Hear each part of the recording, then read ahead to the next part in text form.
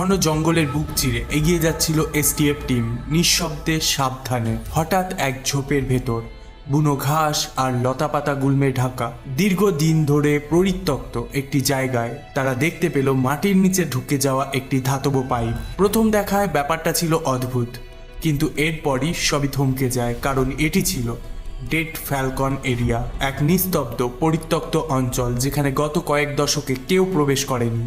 তাই প্রশ্ন ওঠে, এই পাইপটি কিসের আর এর ভেতরেই বা কি আছে? এসটিএফ টিম সিদ্ধান্ত নেয় পাইপের গভীর অন্ধকারে পাঠানো হবে একটি নাইট ভিশন ক্যামেরা। এরপর ক্যামেরাটি ধীরে ধীরে নিচে নামতে শুরু করে। 10 মিটার, 20 মিটার, 30 মিটার গভীরতা অতিক্রম করবার পর পর্দায় ভেসে ওঠে এক বিশাল ধাতব সুড়ঙ্গ, এক অজানা রহস্যের দরজা যা খুলতে চলেছে দ্বিতীয় বিশ্বযুদ্ধের হারিয়ে যাওয়া এক ইতিহাস। তারিখ ছিল 7ই মার্চ 2018।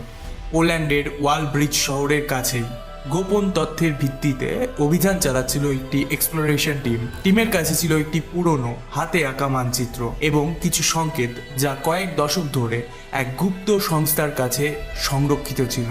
অত্যাধুনিক গ্রাউন্ড প্রিন্টিং রাডার, জিপিআর এবং সেন্সর ব্যবহার করে তারা ঘন জঙ্গল এবং পাহাড়ি ওই এলাকাটি স্ক্যান করছিল। স্থানীয় মানুষজন এই এলাকাটিকে ভুতুড়ে উপত্যকা বলে রাখত এবং রাতের বেলায় এখানে যেতে ভয় পেত। টিমটি এমন একটি পরিত্যক্ত স্থানে পৌঁছালেন যেখানে একটি ধাতব পাইপ গোপনে ভূগর্ভে প্রবেশ করছিল। তারা তখন বুঝতে পারেনি ভূগর্ভের অন্ধকারে তারা যা দেখতে চলেছে তা ইতিহাসের পাতায় অনন্য হয়ে থাকবে। সুড়ঙ্গের নিকষ কালো অন্ধকারে ক্যামেরার আলো ফেলতেই প্রথমে যা চোখে পড়ল তা হলো মাটির বুক চিরে চলে যাওয়া একজোড়া ধাতব পাত, পুরনো এক রেল লাইন। সেই লাইন ধরে দৃষ্টি এগোতেই দেখা গেল বহু বছর ধরে অচল মরিচা পড়া একটি মাইনিং এর গাড়ি। 80 বছর ধরে এটি শুধু কিংবদন্তি বা গুজব হিসাবেই টিকেছিল। আজ ক্যামেরার চোখে তা বাস্তবে পরিণত হলো। স্থানীয় কর্তৃপক্ষ ঘটনাস্থলে পৌঁছে দ্বিতীয় বিশ্বযুদ্ধকালীন একটি গোপন মানচিত্র প্রকাশ করে। মানচিত্র অনুযায়ী এটি নাৎসি বাহিনীর তৈরি এক গোপন স্টোরেজ, যা প্রায় 80 বছর আগে নির্মিত হয়। কাজ শেষে পাথর, মাটি ও গাছপালা দিয়ে এর প্রবেশপথ এমনভাবে ঢেকে দেওয়া হয়েছিল যেন কেউ এর অস্তিত্ব খুঁজে না পায়। দৃশ্যটি একটি টাইম ক্যাপসুলের মতো, যা 80 বছর আগের শেষ কর্মদিবসের মুহূর্তটিকে অবিকল ধরে রেখেছে, যেন সিনেমার একটি দৃশ্য মাঝপথে পজ করে দেওয়া হয়েছে এবং অভিনেতারা আর ফিরে আসেনি। রেল লাইন এখনো ছড়িয়ে আছে, মাইনিং এর গাড়ি থেমে আছে ঠিক আগের জায়গায়, আর চারিপাশে পড়ে আছে মরচে ধরা যন্ত্রপাতি, বেলচা, কোদাল, ড্রিল, যেন নাৎসি সেনারা সেগুলোকে ব্যবহার করে বিশ্রামে গিয়েছিল কিন্তু আর কোনোদিন ফিরে আসেনি। দ্বিতীয় বিশ্বযুদ্ধ। ইউরোপ তখন এক বিস্ফোরণ গর্ভ মানচিত্র। ইতিহাসের প্রতিটি পাতা লেখা হচ্ছিল রক্ত দিয়ে। এই ভয়াবহ সংঘাতের গভীরে লুকিয়েছিল এমন এক অস্ত্র যা দেখা যেত না, যা ছিল মাটির নিচে। দ্বিতীয় বিশ্বযুদ্ধের সবথেকে গোপন এবং মারাত্মক অধ্যায়, ভূগর্ভস্থ বাংকার। হিটলার জানতেন আকাশপথে আক্রমণ আসবেই, আর সেই আক্রমণকে ফাঁকি দিতেই ইউরোপ জুড়ে তৈরি করা হয় হাজার হাজার আন্ডারগ্রাউন্ড ফর্টিফিকেশন। এর লক্ষ্য শুধু নিজের সেনাকে বাঁচানো ছিল না, লক্ষ্য ছিল মাটির নিচ থেকেই শত্রুকে ধ্বংস করা। কংক্রিট আর লোহার এই দুর্গগুলো ছিল প্রায় অভেদ্য। বোমারু বিমান, আর্টিলারি বা গ্যাস অ্যাটাক কিছুতেই এদের ধ্বংস করা যেত না। আর ভেতরে ছিল আরেকটি জগৎ, অস্ত্রাগার, মাসের পর মাস চলার মতো রেশন, নিজস্ব বিদ্যুৎ ব্যবস্থা, এমনকি আস্ত একটা হাসপাতাল। এক একটা বাংকার যেন ছিল মাটির নিচের এক স্বয়ংসম্পূর্ণ শহর। এর সব থেকে বড় উদাহরণ ছিল আটলান্টিক ওয়াল, ফ্রান্সের উপকূল জুড়ে জার্মানির বানানো সেই বিশাল প্রতিরক্ষা প্রাচীর। কিন্তু সব বাংকার শুধু প্রতিরক্ষার জন্য ছিল না, অনেক বাংকারই ছিল নাৎসিদের নার্ভ সেন্টার, এক একটা ওয়্যার রুম, যেখান থেকে যুদ্ধের প্রতিটি চাল, প্রতিটি নির্দেশ শত্রুর মাথার উপর মৃত্যু হয়ে ঝরে পড়ত। কমান্ডার, গোপন টানেল আর রেডিও ট্রান্সমিশন সব মিলিয়ে এগুলো ছিল এক একটি নীরব যুদ্ধমঞ্চ। যুদ্ধ যত এগোতে থাকে মাটির নিচে এই সাম্রাজ্য তত বাড়তে থাকে। আজও ইউরোপের বুকে হাজার হাজার বাংকার নীরবে ঘুমিয়ে আছে, অনেকের অস্তিত্বই হয়তো ইতিহাস ভুলে গেছে।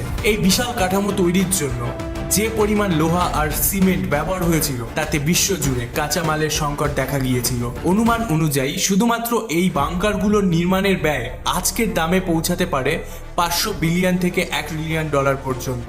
তুলনায় আমেরিকার আফগানিস্তান যুদ্ধ যা চলেছিল 20 বছর, তাতে প্রতিদিন খরচ হতো $300 মিলিয়ন।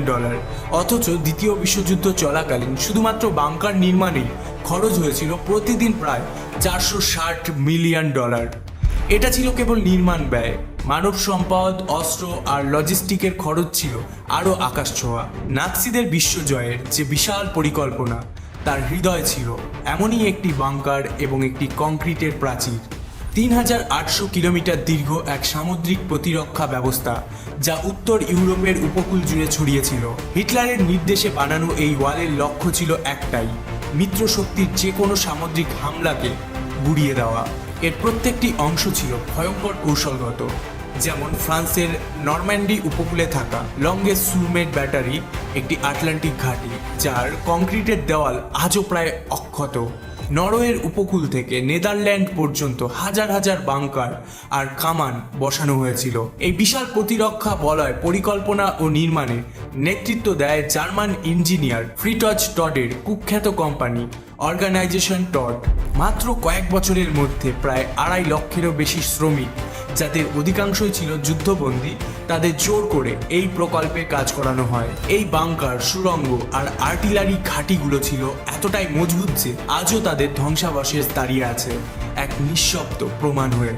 কেমন ছিল নাৎসি ইঞ্জিনিয়ারিং ও হিটলারের তৈরি এই প্রতিরক্ষা প্রাচীর কতটা শক্তিশালী? মিত্র শক্তির কাছে এটি ছিল $1 মিলিয়ন প্রশ্ন। উত্তর খুঁজতে 1942 সালে কানাডিয়ান সেনারা ফ্রান্সের উপকূলে এক গোপন অভিযানের পরিকল্পনা নেয়, নাম অপারেশন টাইপ রেড। উদ্দেশ্য ছিল একটাই, এই কংক্রিট দানবকে কাছ থেকে বোঝা এবং এর শক্তি পরীক্ষা করা। কিন্তু বাস্তবতা ছিল নির্মম। কানাডিয়ান সৈন্যরা উপকূলে পা রাখার মুহূর্তেই তারা পড়ে যায় নাৎসিদের ভয়াবহ ক্রস ফায়ারের মুখে। বুলেট, বোমা, শেল, প্রতি মুহূর্তে মৃত্যু নেমে আসে। এই অভিযানে অংশ নিয়েছিল প্রায় 6000 সৈন্য। তাদের মধ্যে প্রায় 3600 জনই হয় নিহত বা বন্দী। এই ভয়াবহ ব্যর্থতা মিত্রশক্তির চোখে আঙুল দিয়ে দেখিয়ে দেয়, এই দেওয়াল ভাঙতে হলে কেবল সাহস নয়, চাই ইঞ্জিনিয়ারিং ও প্রযুক্তিতে বিশাল পুনঃবিনিয়োগ। হিটলার শুধু একনায়ক ছিলেন না, ছিলেন এক প্রতিরক্ষা দানবের স্থপতি। টাইপ রেডের ব্যর্থতা থেকেই শুরু হয় নতুন পরিকল্পনা। মিত্রশক্তি বুঝে যায় জার্মানির বিরুদ্ধে জয় পেতে হলে চাই নিজস্ব বাংকার, সুড়ঙ্গ আর অদৃশ্য ঘাঁটি। যুদ্ধ তখন শুধু অস্ত্রের লড়াই ছিল না, এটা ছিল ইঞ্জিনিয়ারিং ও প্রতিরক্ষা কৌশলের এক বিপুল প্রতিযোগিতা। এরপর ব্রিটেন, ফ্রান্স, সোভিয়েত ইউনিয়ন ও কানাডা প্রতিরক্ষার নতুন মানচিত্র আঁকে মাটির নিচে। লন্ডনের চার্চিল ওয়্যার রুমস ছিল এই এমনই এক গোপন ঘাঁটি, যেখানে বসে ব্রিটিশ প্রধানমন্ত্রী উইনস্টন চার্চিল চালাতেন গোটা যুদ্ধের পরিকল্পনা। এটি এতটাই সুরক্ষিত ছিল যে নাৎসিদের একের পর এক বিমান হামলা থেকে রক্ষা পায়। ফ্রান্সের প্রথম বিশ্বযুদ্ধের পর তৈরি ম্যাজিনো লাইনকে আরও আধুনিক করে তোলা হয়। এইসব ঘাঁটির সব থেকে বড় অস্ত্র ছিল এদের অদৃশ্যতা। ওপরে মাটি, ঘাস, জঙ্গল আর নিচে ছিল যুদ্ধের গোপন হেডকোয়ার্টার।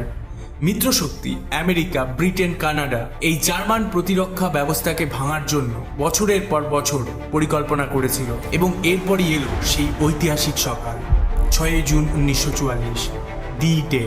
এই এক অভিযানে অংশ নিয়েছিল 1,56,000 সৈন্য। ব্যবহার করা হয় 5,000 জাহাজ এবং 11,000 যুদ্ধ বিমান। হিটলারের পক্ষে তৈরি ছিল এক শক্তিশালী প্রতিরক্ষা, আর্মড বাংকার, আকাশপথে আর্টিলারি, সমুদ্রের কাঁটাতার। তবু মিত্রবাহিনীর বিপুল রসদ, নিখুঁত পরিকল্পনা আর অদম্য সাহস সবকিছুকে পেছনে ফেলে দেয়। আকাশ থেকে বৃষ্টির মতো নেমে আসে প্যারাটুপার, শুরু হয় এয়ার স্ট্রাইক। নাৎসিদের যোগাযোগ ব্যবস্থা ভেঙে পড়ে, প্রতিরক্ষার পাথরে ফাটল ধরে।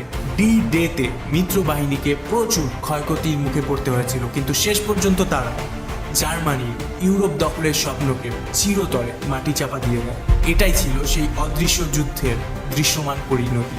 আজও আটলান্টিক ওয়ালের ভাঙা কংক্রিট, মরচে ধরা স্টিল আর অন্ধকার সুড়ঙ্গগুলো দাঁড়িয়ে আছে, যেন দ্বিতীয় বিশ্বযুদ্ধের সেই ভয়াবহ অধ্যায়ের নীরব সাক্ষী।